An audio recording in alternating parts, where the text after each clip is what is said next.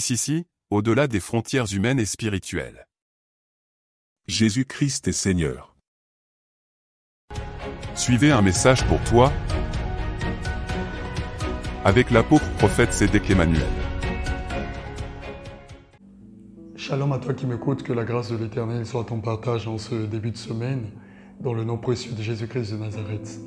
J'aimerais te parler aujourd'hui d'un tout petit thème dont le Saint béni soit-il m'a inspiré, et ce thème s'intitule « Quand la foi pleure ».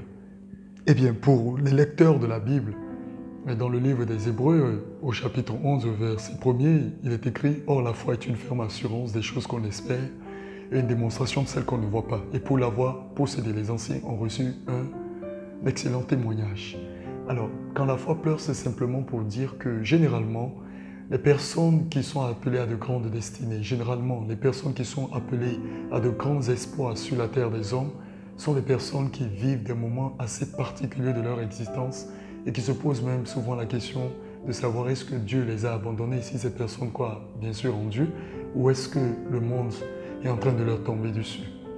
Quand la foi pleure, c'est pour simplement dire que la personne qui croit et sa foi sont une seule et unique personne.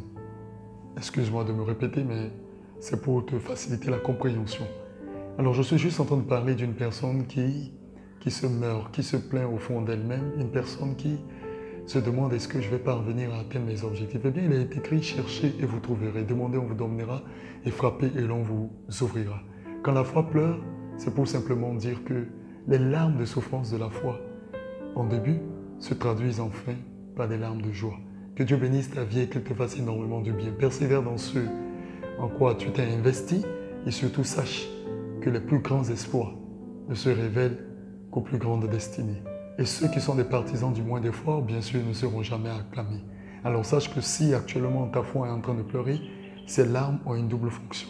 Celle de la tristesse et de la souffrance au moment de la semence et celle de la joie et de l'allégresse au moment de la récolte. Qu'il te soit fait donc selon ta foi. Que Dieu bénisse ta semaine et qu'il te fasse énormément de bien. Et j'espère te revoir très bientôt selon la grâce que le Tout-Puissant nous accordera à travers le souffle de vie qu'il nous donne. Porte-toi bien et à très bientôt. Dieu m'a oint pour toi. Le Seigneur Jésus-Christ m'envoie vers toi. Le Saint-Esprit demeure et agit en nous.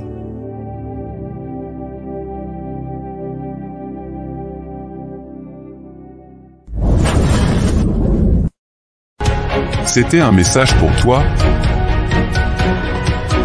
avec l'apôtre prophète Sédek Emmanuel.